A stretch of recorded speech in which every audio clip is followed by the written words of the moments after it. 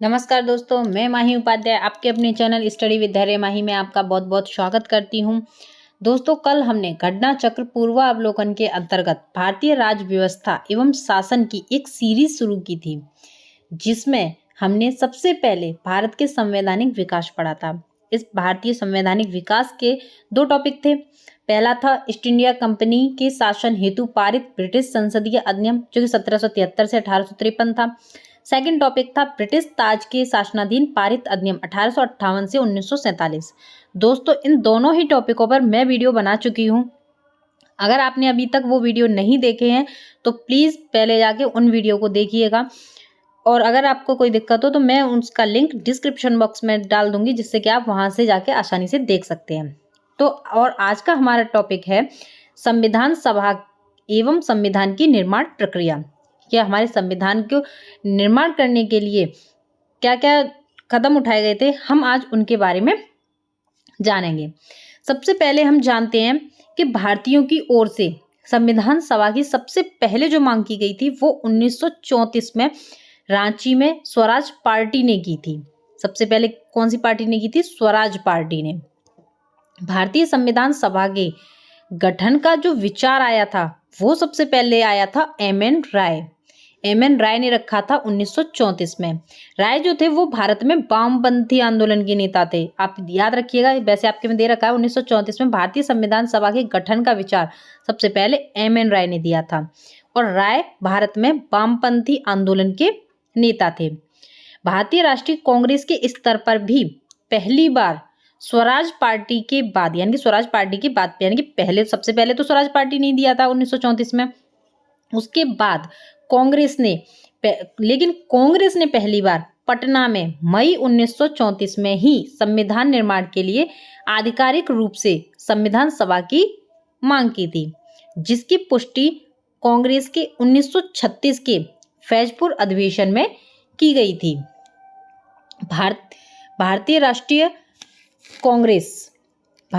कांग्रेस ने पहली बार भारत में संविधान निर्माण के लिए आधिकारिक रूप से संविधान सभा के गठन की मांग की थी। वो की थी मई 1934 में।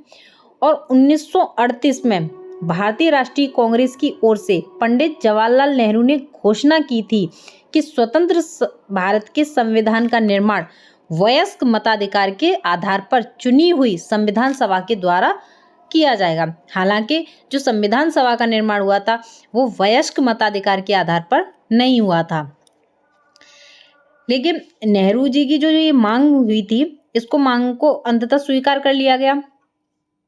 लेकिन बाद में क्या हुआ, और ये जो मांग हुई थी इसे सन 1940 के अगस्त प्रस्ताव के नाम से भी जाना जाता है। जो नेहरू जी ने ब्रिटिश सरकार से मांग की थी संविधान सभा के लिए, इसको हम अगस्त प्रस्ताव के नाम से भी जानते हैं। फिर उसके बाद जानते हैं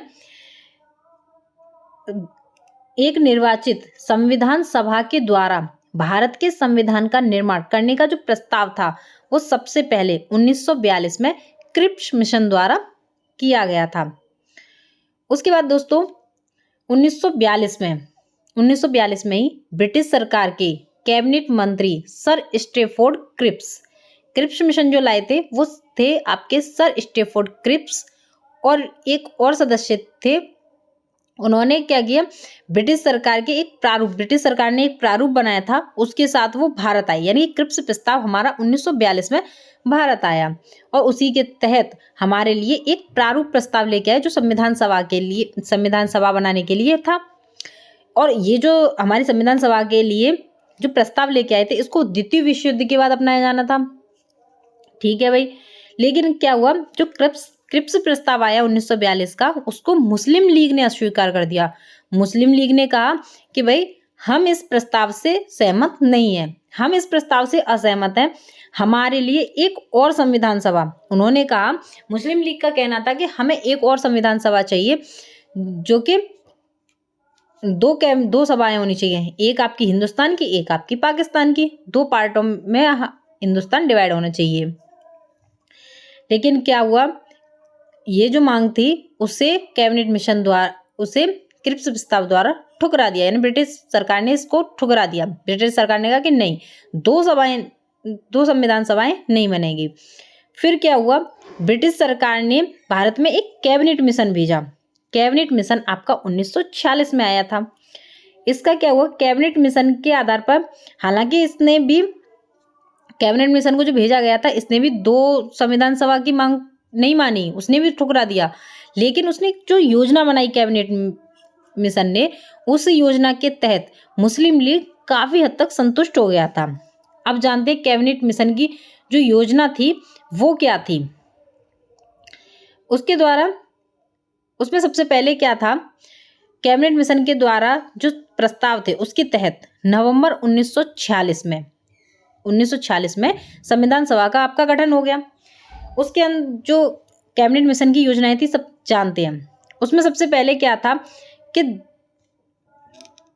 हर प्रांत से व देसी रियासत से उनकी जनसंख्या के अनुपात पर सीटें आवंटित की जाएंगी। मोटे तौर पे कहें, अगर हम सीधे सीधे कहें, मोटे तौर पर मतलब सीधे सीधे तौर पे कहें कि 10 लाख लोगों पर, प्रत्येक 10 लाख लोगों पर एक सीट आवंटित होगी। दूसरी इसकी विशेषता यह थी कि संविधान सभा में कुल सदस्य संख्या 389 होगी, 389 होनी थी। इनमें से 296 सीटें तो ब्रिटिश भारत को दी जाएंगी, 93 देसी रियासतों को दी जाएंगी। और ब्रिटिश भारत को जो सीटें आवंटित होंगी 296, उसमें से तो जो 292 हैं उनमें से सदस्यों 11 गवर्नर की प्रांतों से होगा और 4 का चयन मुख्य आयुक्तों की प्रांत से होगा। उसके बाद होता है, ब्रिटिश भारत को आवंटित 296 सीटों में से 292 सदस्यों को चुनाव 11 गवर्नर प्रांतों से और 4 का चयन मुख्य आयुक्तों की प्रांत से किया जाना था। देसी रियासतों के प्रतिनिधियों का चयन रियासतों के प्रमुखों द्वारा किया जाना था। उसके बाद जानते हैं, संविधान सभा के लिए जो चुनाव हुए थे वो आपके जुलाई अगस्त 1946 में हुए। अब 296 जो सीटें थी ब्रिटिश भारत के लिए, उसमें से क्या हुआ, कांग्रेस को 208 मिली, मुस्लिम लीग को 73 मिली और जो छोटे समूह थे उनको 15 सीटें मिली। देसी रियासतें जो थी उन्होंने प्रारंभ में तो संविधान सभा में भाग नहीं लिया, लेकिन 28 अप्रैल 1947 के प्रारंभ में संविधान सभा के तृतीय अधिवेशन से इसमें भारतीय देसी रियासतों के प्रतिनिधि क्रमिक रूप से शामिल हो गए। संविधान सभा मुख्यतः अप्रत्यक्ष निर्वाचन का परिणाम थी। मैंने उसमें आपको बताया था, जैसे नेहरू जी ने प्रस्ताव रखा था कि प्रत्यक्ष होना चाहिए, प्रत्यक्ष मताधिकार होना चाहिए, लेकिन यहाँ पे अप्रत्यक्ष निर्वाचन हुआ था। प्रांतों की विधानसभाओं का उपयोग निर्वाचक मंडल के रूप में किया गया। यह निर्वाचक वयस्क मताधिकार पर भी आधारित नहीं था, ना तो ये प्रत्यक्ष था और ना ही वयस्क मताधिकार पर आधारित था। 1935 के अधिनियम के अनुसार मताधिकार कर, संपत्ति कर, शिक्षा और संपत्ति के आधार पर ही सीमित रह गया। जो टैक्स सबसे ज्यादा देते हैं उनको वोट देने का अधिकार मिला, जो ज्यादा शिक्षित थे उनको दिया गया, और जिनके पास बहुत ज्यादा संपत्ति थी उनको ये अधिकार दिया गया कि वो वोट करेंगे। जो नीचे तबके के लोग थे, बेचारे गरीब थे या स्त्रियां थीं या नीची जाति से थे, उन सबको इस सब में शामिल नहीं किया गया, या जो ज़्यादा टैक्स नहीं देते हैं उनको शामिल नहीं किया गया, जो ज़्यादा पढ़े लिखे नहीं थे उनको भी शामिल नहीं किया गया। अगर मोटे तौर पे कहें कि जनसाधारण को इसमें शामिल नहीं किया गया था। 20 नवंबर 1946 को वायसराय के निर्वाचित प्रतिनिधियों को आमंत्रित किया कि वे 9 दिसंबर 1946 को संविधान सभा की पहली बैठक में उपस्थित हो जाएं। 9 दिसंबर 1946 को संविधान सभा की पहली बैठक हुई और पहली बैठक में कुल 207 सदस्यों ने हिस्सा लिया था, इसमें की 9 महिलाएं थीं। 9 दिसंबर 1946 को जो संविधान सभा की प्रथम बैठक थी उसकी अध्यक्षता अस्थायी अध्यक्ष डॉक्टर सच्चिदानंद सिन्हा ने की थी। 9 दिसंबर 1946 की जो बैठक हुई थी आपकी संविधान सभा की पहली बैठक, मुस्लिम लीग ने इस बैठक का बहिष्कार कर दिया और कहा कि हमें पाकिस्तान चाहिए। पाकिस्तान की मांग पर उन्होंने बल देना स्टार्ट कर दिया। इस प्रकार से अगर कहें तो केवल कुल मिलाकर 211 सदस्यों ने उस समय पर हिस्सा लिया था। और जैसे कि फ्रांस में क्या हुआ था कि जैसे सबसे वरिष्ठ यानी कि बुजुर्ग जो सदस्य थे उनको उस सभा का स्थायी अध्यक्ष बना दिया जाता था, ऐसे ही यहाँ पे अस्थायी अध्यक्ष डॉक्टर सच्चिदानंद सिन्हा को बना दिया गया। बाद में क्या हुआ, 11 दिसंबर 1946 को संविधान सभा ने डॉक्टर राजेंद्र प्रसाद को निर्विरोध संविधान सभा के स्थायी अध्यक्ष के रूप में निर्वाचित किया। डॉक्टर राजेंद्र प्रसाद को संविधान का स्थायी अध्यक्ष बना दिया गया। और दोस्तों उसी टाइम पे 2 उपाध्यक्ष भी बनाए गए थे। 11 दिसंबर 1946 को 2 उपाध्यक्ष भी बनाए थे। उसमें से जो पहले थे वो थे डॉक्टर HC मुखर्जी और दूसरे थे BT कृष्णामाचारी। ये सभा के उपाध्यक्ष थे।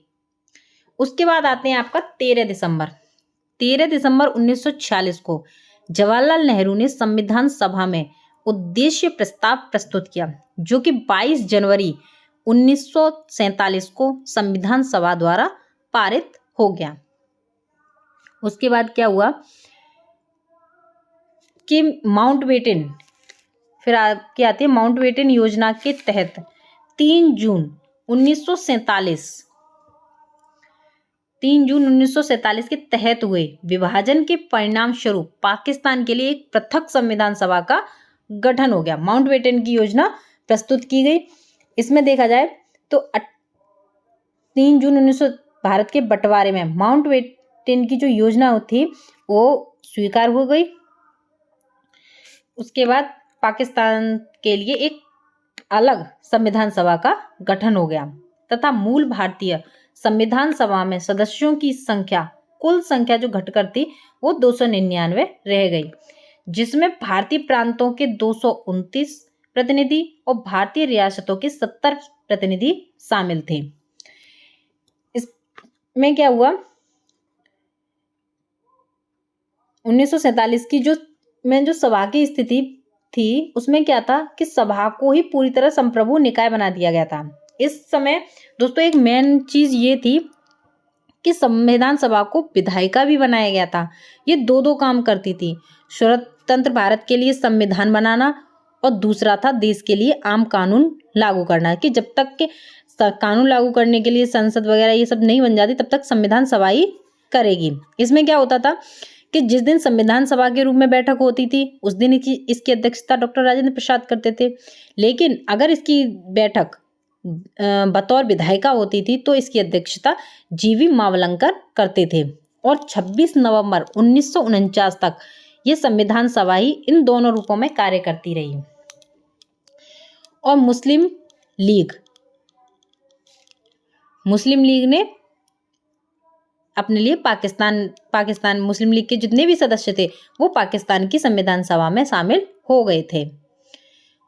और उसके बाद आते हैं दोस्तों संविधान सभा के निर्माण और उसके अंगीकृत होने के लिए जो संविधान सभा जो बनाने में जो टोटल समय लगा था वो आपका 2 साल 11 महीने और 18 दिन का समय लगा।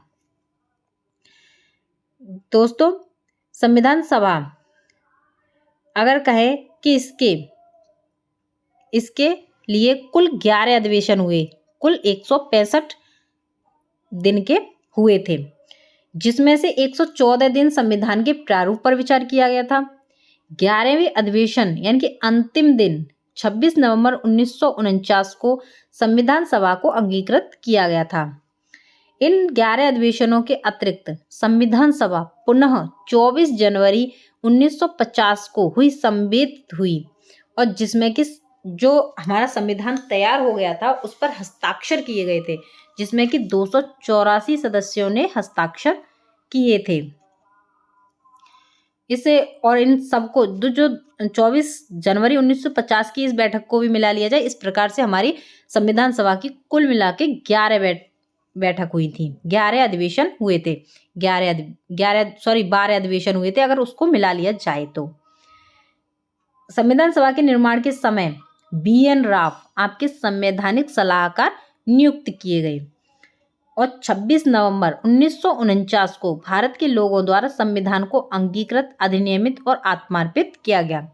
संविधान को पूर्ण रूप से 26 जनवरी 1950 को लागू हुआ। संविधान सभा में जो महिला सदस्य थे वो थे आपकी 15। ग्रेनविल ऑस्टिन ने कहा है कि संविधान सभा कांग्रेस थी और कांग्रेस ही भारत है। 2 सितंबर 1946 को अंतरिम सरकार का गठन किया गया जिसमें मुस्लिम लीग के सदस्य शामिल नहीं हुए थे। हालांकि उनके शामिल होने के लिए विकल्प खुला था लेकिन वो शामिल नहीं हुए थे। अंततः 26 अक्टूबर 1946 को जब सरकार का पुनर्गठन किया गया तब मुस्लिम लीग के 5 प्रतिनिधि को कैबिनेट में शामिल किया गया। दोस्तों इसके अलावा हम कुछ अन्य कार्य जानते हैं कि जैसे संविधान के निर्माण और आम कानून करने के अलावा संविधान सभा ने कुछ और भी कार्य किए थे। उसमें क्या किया था, सबसे पहले क्या किया था, मई 1949 में राष्ट्रमंडल में भारत की सदस्यता का सत्यापन किया गया। उसके बाद सेकंड टॉपिक था 22 जुलाई 1947 को राष्ट्रीय ध्वज को अपना लिया गया था भारत के द्वारा कि हमारा तिरंगा झंडा हमारा राष्ट्रीय ध्वज होगा। उसके बाद 24 जनवरी 1950 को राष्ट्रीय गान को अपनाया गया था। राष्ट्रीय गान वंदे जनगण मन अधिनायक इसको अपनाया गया था जो कि आपका रविंद्रनाथ टैगोर के द्वारा लिखा गया था। उसके बाद आपका 24 जनवरी 1950 को आपका राष्ट्रीय गीत अपनाया गया था जो कि है आपका वंदे मातरम जो कि आपका बंकिम चंद्र चटर्जी के द्वारा लिखा गया है। उसके बाद है आपका 24 जनवरी 1950 को डॉक्टर राजेंद्र प्रसाद को भारत के पहले राष्ट्रपति के रूप में चुना गया था। 24 जनवरी 1950 को संविधान सभा की अंतिम बैठक हुई थी और इसके बाद 26 जनवरी 1950 से 1951 और 52 में हुए आम चुनाव में बनने वाली नई संसद के निर्माण तक भारत की अंतरिम संसद के रूप में काम किया गया। दोस्तों इसके बाद आपकी और भी टॉपिक हैं आज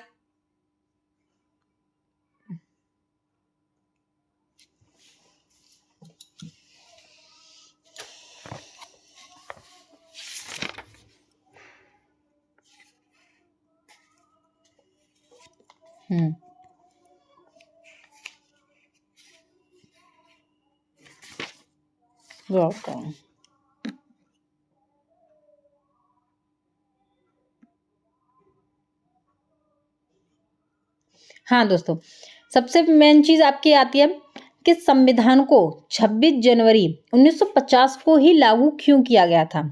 सबसे पहले संविधान को 26 जनवरी 1950 को इसलिए लागू किया गया था कि संविधान में शुरुआत से ही इसका ऐतिहासिक महत्व है क्योंकि इसी दिन 1930 में भारतीय राष्ट्रीय कांग्रेस के लाहौर अधिवेशन दिसंबर 1929 में पारित हुए संकल्प के आधार पर पूर्ण स्वराज दिवस मनाया गया था।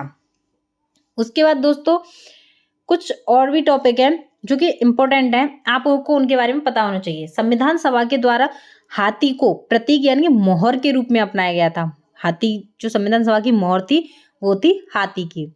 उसके बाद सेकंड टॉपिक आप जानते हैं BN राव को संविधान सभा का संवैधानिक सलाहकार यानी कि कानूनी सलाहकार नियुक्त किया गया था। उसके बाद है आपके HV अयंगर को संविधान सभा का सचिव नियुक्त किया गया था। उसके बाद LN मुखर्जी को संविधान सभा का मुख्य प्रारूपकार यानी कि चीफ ड्राफ्टमैन बनाया गया था। उसके बाद प्रेम बिहारी नारायण रायजादा, इन्होंने भारतीय संविधान के प्रमुख सुलेखक थे यानी कि जो हमारा संविधान लिखा गया है वो हमारा प्रेम बिहारी नारायण रायजादा के द्वारा लिखा गया है और इन्होंने इटैलिक शैली में हमारे संविधान को लिखा था। अब आते हैं मूल संस्करण, जो हमारे संविधान का मूल संस्करण है उसका जो सौंदर्यीकरण और सजावट की थी वो की थी आपके शांति निकेतन के कलाकारों ने, जिसमें कि नंदलाल बोस और व्यूअर राम मनोहर सिन्हा थे। और दोस्तों हमारी जो मूल प्रस्तावना जो कि बाद में जोड़ी गई थी कि प्रेम बिहारी नारायण रायजादा द्वारा लिखी गई थी और व्यूअर राम मनोहर सिन्हा द्वारा ज्यामितीय और सौंदर्यीकृत और अलंकृत किया गया था। और अगर हम ये कहें कि मूल संविधान का हिंदी संस्करण किसने लिखा तो वो थे हमारे श्री वसंत कृष्ण वैद्य और इसको अलंकृत और ज्यामितीय आकार किसने दिया था वो थे हमारे नंदलाल बोस। इस प्रकार से दोस्तों आज हमने अपना संविधान सभा के बारे में निर्माण और उसकी संविधान सभा और उसकी संविधान निर्माण प्रक्रिया पढ़ी। अगर आपको ये वीडियो पसंद आया तो प्लीज़ लाइक करें और अपने दोस्तों को भी शेयर करें। और दोस्तों इसके अब आते हैं क्वेश्चन आंसर, जिनको हम कल एक नए वीडियो के अंतर्गत लेके आएंगे, क्योंकि अगर एक साथ पढ़ेंगे तो ये टॉपिक काफ़ी लॉन्ग हो जाएगा। तो इसलिए आज के लिए बस इतना ही, और कल हम इसके प्रश्न उत्तर कराएंगे। तब तक आप इस वीडियो से पढ़ लीजिएगा, जिससे कि आप अच्छे से प्रश्न कर सकें। और अपने दोस्तों को शेयर ज़रूर करें, लाइक करें, और कोई अगर क्वेरी हो तो प्लीज़ कमेंट बॉक्स में कमेंट करें। धन्यवाद।